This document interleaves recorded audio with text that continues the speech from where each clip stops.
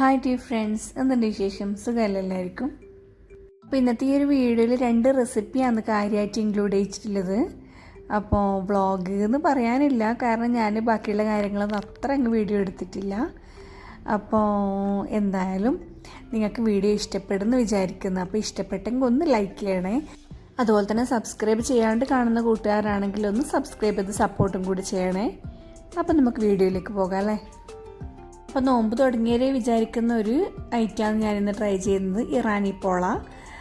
അതുപോലെ തന്നെ ഈ ഇറാനി പോളേനെ ഷവർമൻ്റെ മസാല വെച്ചിട്ട് ഞാൻ ചെയ്യുന്നുണ്ട്. അപ്പോൾ 2 എണ്ണമാണ് ചെയ്ത് കാണിക്കുന്നത്.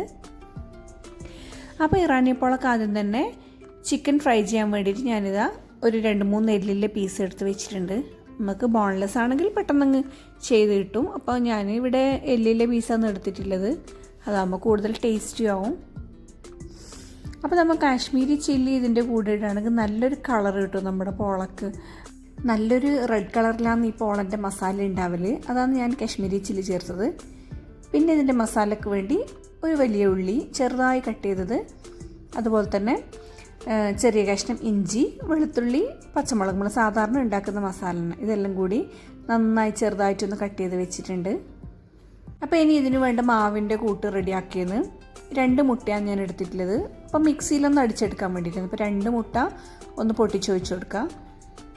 പിന്നെ മിക്സിയുടെ ജാറിലേക്ക് ഞാൻ 1/2 കപ്പ് ഓയിൽ ഒഴിച്ച് കൊടുക്കുന്നത്. സൺഫ്ലവർ ഓയിലാണ് സാധാരണ ഉപയോഗിക്കില്ല, അപ്പോൾ അതിനെയാണ് ഒഴിച്ച് കൊടുക്കുന്നത്. പിന്നെ 1 കപ്പ് മൈദയും കൂടി ചേർത്ത് കൊടുക്കാം. അതൊരു 1/4 കപ്പ് മുതൽ 1 കപ്പ് വരെ ആവാം. ഇനി നമുക്ക് നന്നായി ഒന്ന് അടിച്ചെടുക്കണം സ്മൂത്തായിട്ട്. അപ്പോൾ ആവശ്യത്തിനുള്ള ഉപ്പ് ഇതിലേക്ക് ഇട്ട് കൊടുത്തിട്ട് കുറച്ച് വെള്ളം ഒന്ന് ഒഴിച്ച് കൊടുക്കണം. അപ്പോൾ നമ്മൾ ആദ്യം ഒന്ന് ജസ്റ്റ് ഒന്ന് പൾസ് ചെയ്ത് നോക്കാം. നല്ല ടൈറ്റ് ആണെങ്കിൽ കുറച്ച് വെള്ളം ഒഴിച്ച് കൊടുക്കാം, പക്ഷെ നല്ലോണം ലൂസ് ആകാൻ പാടില്ല. ഏകദേശം 1/2 കപ്പ് മാക്സിമം നമുക്ക് ഒഴിച്ച് കൊടുക്കാൻ പറ്റുന്നു. ഇത് നല്ല സ്മൂത്ത് ബാറ്ററായിട്ട് എടുക്കരുത്.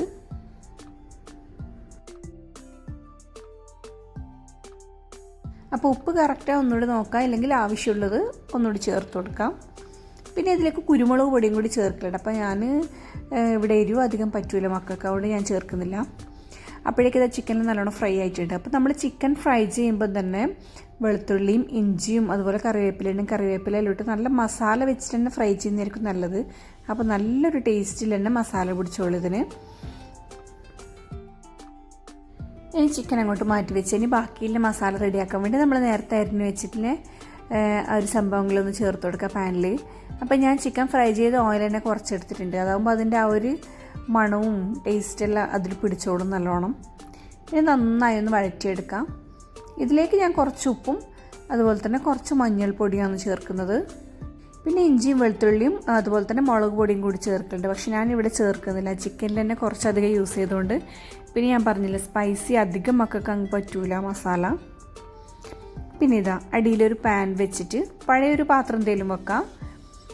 നമുക്ക് ഏത് പാത്രത്തിലാണോ ഉണ്ടാക്കുന്നത് അതൊന്ന് അടിയിൽ എണ്ണ തേച്ചിട്ട് നമ്മൾ മിക്സിയിൽ അടിച്ച് വെച്ച് ബാറ്റർ ഒന്ന് ഒഴിച്ചു കൊടുക്കാം. അപ്പോൾ ഒരു കുറച്ച് കട്ടിയിൽ തന്നെ ഒഴിച്ചു കൊടുക്കുന്ന അടിയിൽ, നല്ലോണം നേരിയതാവാൻ പാടില്ല. അപ്പോൾ ഞാൻ വലിയ 2 കയ്യിൽ തന്നെ ഒഴിച്ചിട്ടുണ്ട് എന്ന് പറയാം. അപ്പോൾ അത് കഴിഞ്ഞിട്ട് ഒന്ന് അടച്ച് വെക്കാം. അപ്പോൾ ജസ്റ്റ് ഒന്ന് ആറാൻ വേണ്ടിയിട്ട് ഒരു 2-3 മിനിറ്റ് ഇങ്ങനെ വെക്കുമ്പോഴേക്കും അതിൻ്റെ മുകളിൽ ജസ്റ്റ് ഒന്ന് ആറിയതുപോലെ കാണും. പിന്നെ നമുക്ക് ഈ മസാല എല്ലാം ഇതിൻ്റെ മുകളിലേക്ക് ഇട്ട് കൊടുക്കാം. അപ്പോൾ മസാല ഫുള്ളായിട്ട് ഇട്ട് കൊടുക്കുന്നുണ്ട്, ബാക്കിയൊന്നും വെക്കുന്നില്ല. അപ്പോൾ ഒരു കാര്യം ശ്രദ്ധിക്കേണ്ടതെന്ന് വെച്ചാൽ അതിൻ്റെ നടുവിലായിട്ട് തന്നെ എല്ലാ മസാലയും നല്ലോണം സ്പ്രെഡ് ചെയ്ത് കൊടുക്കുക. അതിൻ്റെ സൈഡിലേക്കെല്ലാം ആവാണ്ട് നോക്കാം. പിന്നെ അതിൻ്റെ മുകളിലായിട്ട് ബാക്കിയുള്ള എല്ലാ ബാറ്ററും കൂടി ഒന്ന് ഒഴിച്ചു കൊടുക്കാം. നമ്മുടെ മസാലയെല്ലാം കവർ ചെയ്യുന്ന രീതിയിൽ, അതുപോലെ തന്നെ കുറച്ച് സൈഡിലേക്ക് ആക്കിയിട്ടും കൂടി ഒഴിച്ചു കൊടുക്കാം. ഇനി ഇത് അടച്ച് വെച്ചിട്ടൊന്ന് വേവിക്കണം. ചെറിയ തീയിലായിരിക്കണം, പ്രത്യേകം ശ്രദ്ധിക്കാം. ഒരു 20 മുതൽ 25 മിനിറ്റ് വരെ മാക്സിമം. നമുക്കതിൻ്റെ ലിഡ് തുറന്ന് നോക്കിയാൽ മനസ്സിലാവും മുകളിലിങ്ങനെ ആറിയിട്ടുണ്ടോയെന്ന്. ഇനി ഇതാ നമുക്കതൊന്ന് സ്റ്റൈലാക്കാൻ വേണ്ടിയിട്ട്, നല്ല മുഞ്ചുള്ള പോളയാക്കാൻ വേണ്ടിയിട്ട് ഞാൻ ഇത് ക്യാപ്സിക്കം കട്ട് ചെയ്യുന്നത്. ക്യാപ്സിക്കം തന്നെ നിങ്ങൾക്ക് അറിയാമല്ലോ, പല പല കളറിലും വരുന്നുണ്ട്. അപ്പോൾ 2-3 കളറൊക്കെ ആണെങ്കിൽ കൂടുതൽ ഭംഗിയായിരിക്കും കാണാൻ വേണ്ടിയിട്ട്. പിന്നെ ഇതാ ഒരു ചെറിയ തക്കാളി നല്ല സ്ലൈസായിട്ട്, ഈ ക്യാപ്സിക്കം നമ്മൾ കട്ട് ചെയ്തതുപോലെ ഒന്ന് സ്ലൈസായിട്ട് കട്ട് ചെയ്തിട്ട് അതും കൂടി വെച്ച് കൊടുക്കണം. അപ്പോൾ റെഡും ഗ്രീനും നല്ല കോമ്പിനേഷൻ ആയിരിക്കും. തക്കാളിൻ്റെ കുരുവെല്ലൊന്ന് കളഞ്ഞ് വൃത്തിയാക്കാം. ഒരു 10 മിനിറ്റ് 15 മിനിറ്റ് ആകുമ്പോഴേക്ക് തന്നെ കണ്ടില്ലേ, ഇതിൻ്റെ മുകളിലൊക്കെ നല്ല ഡ്രൈ ആയിട്ടുണ്ടാവും. ഫുള്ളായിട്ട് ഡ്രൈ ആയിട്ടില്ല, ചെറിയൊരു വെറ്റായിരിക്കും. അപ്പോൾ നമുക്ക് കുറച്ച് ഫ്രൈ ചെയ്ത ചിക്കൻ നേരത്തെ ഞാൻ എടുത്ത് വെച്ചിരുന്നു, ചിക്കൻ്റെ ഒരു വലിയ വലിയ പീസ്. അപ്പോൾ മുകളിൽ ഇങ്ങനെ ഇട്ടിട്ട് കാണാൻ നല്ല ഭംഗിയാണ്. അപ്പോൾ അതിനുവേണ്ടി കുറച്ച് മാറ്റി വെച്ചിട്ടുണ്ടായിരുന്നു മസാലയിൽ നിന്ന്. അതും വെച്ച് കൊടുത്ത് പിന്നെ ആ ക്യാപ്സിക്കവും തക്കാളിയും എല്ലാം വെച്ചിട്ട് നല്ലൊരു ഭംഗിയിൽ നമുക്ക് ഉണ്ടാക്കിയെടുക്കാം. ഒരു സ്പൂൺ വെച്ച് നമുക്കൊന്ന് ജസ്റ്റ് പ്രസ് ചെയ്ത് കൊടുക്കാം. ആ ക്യാപ്സിക്കോ എല്ലാം ഇങ്ങനെ മുകളിലേക്ക് പൊന്തി വയ്ക്കുന്നുണ്ടെങ്കിൽ ഒന്ന് പ്രസ് ചെയ്ത് കൊടുക്കാം. അപ്പോൾ ഇതേ സമയം തന്നെ ഞാൻ വേറൊരു സോസ് പാനും കൂടി അപ്പുറത്തുള്ള അടുപ്പിൽ വെച്ചിട്ടുണ്ട്. അപ്പോൾ അടിയിൽ വെക്കുന്ന പഴയ പാത്രം ഇല്ലാത്തതുകൊണ്ട് ഒരു പഴയ മൂടിയാണ് എടുത്തത് ഞാൻ, അലുമിനിയത്തിൻ്റെ. അപ്പോൾ ഇതിലേക്ക് നമ്മൾ നേരത്തെ തയ്യാറാക്കിയ സെയിം ബാറ്റർ തന്നെ ഒഴിച്ച് കൊടുക്കുന്നുണ്ട്. അതേ അളവിൽ തന്നെ മുട്ടയും ഉപ്പൊക്കെ ഇട്ട് നേരത്തെ റെഡിയാക്കി അതേപോലെ തന്നെ റെഡിയാക്കി വെച്ചതാണ്. അപ്പോൾ രണ്ടും ഒറ്റയടിക്ക് നടന്നോട്ടെ എന്ന് വിചാരിച്ചിട്ട് അപ്പോൾ ആദ്യം ബാറ്റർ ഒഴിച്ച് കൊടുക്കുക, പിന്നെ ഒന്ന് മുകളിലൊന്ന് ഡ്രൈ ആവും വരെ കാത്തിക്കാം. ഇനി അതിലേക്ക് ഞാൻ ചേർത്ത് കൊടുക്കുന്നത് ഷവർമേൻ്റെ മസാലയാണ്. ഇതിനു മുമ്പ് ഷവർമ ചെയ്തപ്പോൾ വളരെ ഡീറ്റെയിൽ ആയിട്ട് തന്നെ ഞാൻ കാണിച്ചിട്ടുണ്ട്, അതുകൊണ്ട് ഞാൻ എക്സ്പ്ലെയിൻ ചെയ്യാതിരുന്നതാണ്. അപ്പോൾ ഇതാ ഷവർമേൻ്റെ മസാല നമുക്ക് അറിയുമ്പോൾ തന്നെ മയണൈസൊക്കെ ചേർത്ത് സ്പൈസി ആയിരിക്കില്ല, ഒരു അറബിക് സ്റ്റൈലിലാണല്ലോ ഉണ്ടാവുക. അപ്പോൾ അത് ഇതിൻ്റെ മുകളിൽ നന്നായി സ്പ്രെഡ് ചെയ്ത് കൊടുക്കുക. മറ്റേതുപോലെ തന്നെ സൈഡിലേക്കൊന്നും ആവാണ്ട് മാക്സിമം നടുവിൽ തന്നെ നല്ലോണം കുറച്ച് തിക്കായിട്ട് വെച്ച് കൊടുക്കുക. പിന്നെ ബാക്കിയുള്ള ബാറ്ററും കൂടി ഒഴിച്ചിട്ട് ഒന്ന് പൊത്തി വെച്ചിട്ടുണ്ട്. അപ്പോഴേക്കും നമ്മുടെ ഇറാനി പോള റെഡി ആയിട്ടുണ്ട്. മുകളിലെല്ലാം നല്ലോണം ഡ്രൈ ആയിട്ടുണ്ട്. അതുപോലെ തന്നെ ക്യാപ്സിക്കം നമ്മളതിലൊന്ന് പ്രസ് ചെയ്തുകൊണ്ട് അതിലൊന്ന് ഒട്ടി നിൽക്കുന്നുണ്ട്. ഇനി ഇത് നമുക്കൊന്ന് തിരിച്ചിട്ട് കൊടുക്കണം, കാരണം ഈ ഒരു ഭാഗം കൂടി നമുക്കൊന്ന് വേവിച്ചെടുക്കാനുണ്ട്. അപ്പോൾ ഞാൻ തിരിച്ചിടാനുള്ള പേടികൊണ്ട് കൈ കൊണ്ട് തന്നെ എടുത്തിട്ട് ഇടയുന്നു. ഞാനൊരു ധൈര്യത്തിന് വേണ്ടിയിട്ടാണ് എണ്ണ തടവേണ്ട ആവശ്യമൊന്നുമില്ല ശരിക്കും, കാരണം നമ്മൾ ബാറ്ററിൽ തന്നെ നല്ലോണം എണ്ണ ചേർക്കുന്നുണ്ട് നമ്മൾ.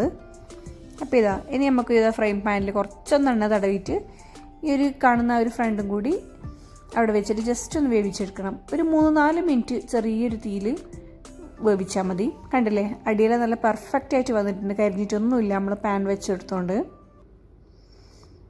ഇനി ഒരു 3-4 മിനിറ്റ് വേവിച്ചിട്ടെടുക്കാം. അപ്പോൾ ഇത് റെഡി ആയിട്ടുണ്ട്. ഒരു 3-4 മിനിറ്റ് കഴിഞ്ഞിട്ടുള്ളതാണ് ഈ കാണുന്നത്. നല്ല അടിപൊളിയായിട്ട് നല്ല കാണാനും നല്ല ഭംഗിയുണ്ട്, കഴിക്കാനും നല്ല സോഫ്റ്റ് ആയിട്ടുള്ള ഇറാനി പോള റെഡി ആയിട്ടുണ്ട്. അപ്പോഴേക്കും നോമ്പ് മുറിക്കാനായി നമ്മൾ നോമ്പൊക്കെ മുറിക്കാനിരുന്ന് സ്പൈസി ആയിട്ടുള്ള പോള മാത്രമേ എടുത്തിട്ടുള്ളൂ. പിന്നെ നമുക്ക് സ്പെഷ്യൽ എന്നത്തെയും പോലെ തന്നെ നൈബറിൻ്റെ സ്പെഷ്യൽ ഉണ്ടായിരുന്നു, ഫാത്തിമാൻ്റെ പിസ്സ ആയിരുന്നു അവരുടെ സ്പെഷ്യൽ. നോമ്പ് തുറ നിസ്കാരമൊക്കെ കഴിഞ്ഞിട്ട് ഇതാ നമ്മുടെ ഷവർമ പോള റെഡി ആയിട്ടുണ്ട് ഇവിടെ. അപ്പോൾ ചായക്ക് വേണ്ടിയിട്ടാണ് ഇത് ഉണ്ടാക്കിയത്. ഇപ്പോൾ കുഞ്ഞായിരുന്നു, അധികം വണ്ണത്തിലും വീതിയിലൊന്നും അല്ല. അപ്പോൾ ഇതിൻ്റെ ഫ്രണ്ടും കൂടി ഒന്ന് ജസ്റ്റ് ഒന്ന് വേവിച്ചെടുക്കാൻ വേണ്ടി കമിഴ്ത്തിയിട്ടില്ല, കണ്ടില്ലേ നല്ല പെർഫെക്റ്റ് ആയിട്ട് വന്നിട്ടുണ്ട്. ഇതിൻ്റെ മുകളിൽ ഞാൻ ക്യാപ്സിക്കവും പിന്നെ മല്ലിച്ചപ്പ് ഇടുന്നെങ്കിൽ ഇടാം, ഞാൻ മല്ലിച്ചപ്പല്ല ചേർത്തത്. ഇവിടെ നമ്മുടെ കൗണ്ടർ ടോപ്പിൽ തന്നെ കുറച്ച് ദിവസമായിട്ടുള്ള മൈക്രോ ഗ്രീൻസാണ്, അതാകുമ്പോൾ കൂടുതൽ ഹെൽത്തി ആവും, കുറച്ച് ടേസ്റ്റി ആയിരിക്കും. അപ്പോൾ ഇതാ നമുക്കൊന്ന് കട്ട് ചെയ്ത് നോക്കാം. നല്ല സോഫ്റ്റാണ്, നല്ല ടേസ്റ്റിയാണ്. അപ്പോൾ ഈ ഒരു ഷവർമ പോള കഴിക്കുമ്പോൾ നമുക്ക് സോസ് കൂട്ടിയിട്ടൊന്ന് കഴിക്കുന്നതായിരിക്കും കൂടുതൽ ടേസ്റ്റി, കാരണം ഇത് അത്ര സ്പൈസി ഒന്നുമല്ലല്ലോ, പിന്നെ ഇതിൽ ഫുൾ മയണൈസോ എന്നുള്ളത്. അപ്പോൾ സോസും കൂടി കഴിക്കുകയാണെങ്കിൽ ഒരു ഡിഫറെൻറ്റ് ടേസ്റ്റ് തന്നെയായിരിക്കും. അപ്പോൾ ഈ ഒരു സ്റ്റൈലിൽ നിങ്ങൾ ആക്കി നോക്കിയിട്ടില്ലെങ്കിൽ ഒന്ന് ട്രൈ ചെയ്യണം. നല്ല സിമ്പിളാണ് ഉണ്ടാക്കാൻ, അതുപോലെ തന്നെ നല്ല ടേസ്റ്റിയാണ്. ഇന്ന് ഈ പോള ഉണ്ടാക്കിയതുകൊണ്ട് തന്നെ പ്രത്യേകിച്ച് നമുക്ക് ഒരുപാട് സമയമൊന്നും കിച്ചണിൽ നിൽക്കേണ്ടി വന്നിട്ടില്ല. അതുകൊണ്ട് ഇതാ മോൻ്റെ കൂടെ കുറച്ച് കളിക്കുന്നത്. ഓരോ കാരണം ഇങ്ങനെ ഓരോ സ്ഥലത്തേക്ക് പറഞ്ഞു വിടുന്ന പറഞ്ഞത്, ലോക്ക്ഡൗൺ ആയിട്ടും. അപ്പം നമ്മളവിടെ മുമ്പിലിരുന്നാൽ ഭയങ്കര ഹാപ്പിയാണ് ആൾ. കളിയൊക്കെ കഴിഞ്ഞ് കുറേ കഴിഞ്ഞിട്ടാണ് ഞാൻ കിച്ചണിലേക്ക് പോയത്. അപ്പോൾ ഇതാ ഇഡ്ഡലിയായിരുന്നു ഇന്ന്. അപ്പോൾ അറിയാമല്ലോ, ഇഡ്ഡലി ആയതുകൊണ്ട് അതിനും പ്രത്യേകിച്ച് പണിയൊന്നുമില്ല. സാധാരണ പത്തിലും ദോശയും പിന്നെ ഇടയ്ക്കൊരു നെയ്ച്ചോറിലാണ് നോമ്പിനാക്കൽ. ഇങ്ങനെ ഇഡ്ഡലിയൊന്നും സാധാരണ കഴിക്കുന്ന പതിവേ ഇല്ല, നാട്ടിലാണെങ്കിൽ ഇങ്ങനെ ഒരു ഓപ്ഷനേ ഇല്ല. അപ്പോൾ ഒരു ചേഞ്ച് ആയിക്കോട്ടെന്ന് വിചാരിച്ചിട്ട് പിന്നെ ഇടയ്ക്കിടയ്ക്ക് എണ്ണയും ഫ്രൈ എല്ലാം പോകുന്നത്. അപ്പോൾ മക്കൾക്ക് ഭയങ്കര ഇഷ്ടപ്പെട്ടാണ് ഈ ഇഡ്ഡലി. അപ്പോൾ ഇതാ നല്ലോണം പൊന്തി വന്നിട്ടുണ്ട്, തലേന്ന് അരച്ച് വെച്ചതാണ്. അപ്പോൾ ഞാനിത് ഇവിടെ ഇഡ്ഡലീൻ്റെ മാവ് ബ്രാഹ്മിൻസ് എന്ന് പറഞ്ഞൊരു കമ്പനീൻ്റെയാണ് യൂസ് ചെയ്യുന്നത്.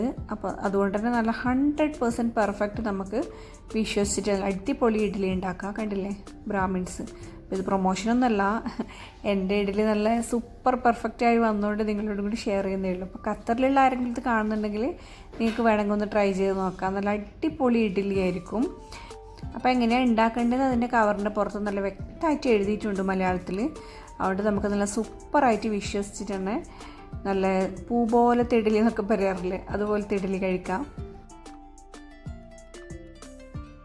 അപ്പോൾ ഇഡലിയിൽ ഇവിടെ റെഡി ആയിക്കൊണ്ടിരിക്കുകയാണ്. അപ്പോൾ ഇഡലി ഉണ്ടാക്കുമ്പോൾ സാധാരണ പോലെ തന്നെ കുറച്ചധികം തന്നെ ഉണ്ടാക്കും. കാരണം പറഞ്ഞല്ലോ മക്കൾക്ക് ഭയങ്കര ഇഷ്ടമാണ്. പിന്നെ മോനാണെങ്കിൽ പിറ്റേന്നത്തേക്ക് ബ്രേക്ക്ഫാസ്റ്റിനുമായി.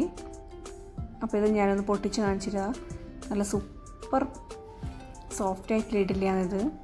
അപ്പോൾ അത്രയും ടേസ്റ്റ് ആയതുകൊണ്ടാണ് ഞാൻ പിന്നെയും പറയുന്നത്, അല്ലാണ്ട് പ്രോഡക്റ്റിൻ്റെ പ്രൊമോഷനൊന്നും ഞാൻ ചെയ്യുന്നില്ല കേട്ടോ. അപ്പോൾ ഇത് അതിൻ്റെ കൂടെ നല്ല തേങ്ങ ചട്നി ഉണ്ടാക്കുന്നുണ്ട്. അതുപോലെ തന്നെ ഒരു സിമ്പിൾ സാമ്പാറും കൂടിയാണ് ഇന്ന് ഉണ്ടാക്കുന്നത്. ഇഡ്ഡലിയും ചട്നിയും സാമ്പാറെല്ലാം റെഡി ചെയ്ത് നമ്മൾ ചൂടോടെ കഴിക്കാൻ ഇരുന്നിട്ടില്ല. അപ്പോൾ കാസറോളിൽ ഫുള്ള് കണ്ടിട്ട് നിങ്ങളാരും ഞെട്ടണ്ട കേട്ടോ. ഒരു മീഡിയം സൈസുള്ള കാസറോളാണിത്. അപ്പോൾ ഇതാ മോനിനെ ആദ്യം വിളമ്പി കൊടുക്കുകയെന്ന്. അപ്പോൾ ഇതായിരുന്നു ഇന്നത്തെ ദിവസത്തിൻ്റെ വിശേഷം. അപ്പോൾ വീഡിയോ നിങ്ങൾക്ക് ഇഷ്ടപ്പെട്ടെന്ന് വിചാരിക്കുന്നു. ഇഷ്ടപ്പെട്ടെങ്കിൽ ഒരു ലൈക്ക് ചെയ്യുക. അതുപോലെ തന്നെ നിങ്ങളുടെ അഭിപ്രായങ്ങളൊക്കെ കമൻറ്റ് ചെയ്യുക. അപ്പോൾ ഇൻഷാ അല്ലാഹ് വേറൊരു വീഡിയോ ആയിട്ട് വീണ്ടും കാണാം. അതുവരെ ടേക്ക് കെയർ, ബൈ.